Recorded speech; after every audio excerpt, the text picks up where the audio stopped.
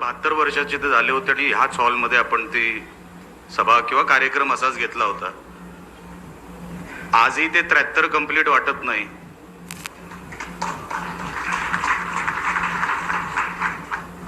पण मी तेव्हाही बोललो होतो की ते 73 जे आहेत ते जर वाटायचं असेल तर त्यांना माझ्याकडे बघायचं,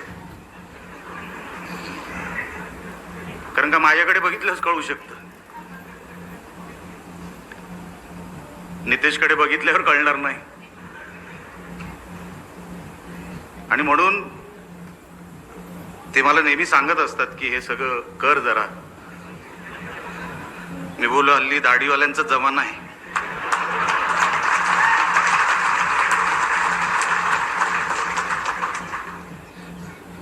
माझाही येईल कधी. पण त्यांचे वाढदिवस साजरे करणं हे मी नेहमी म्हणतो एक सणासारखं आहे.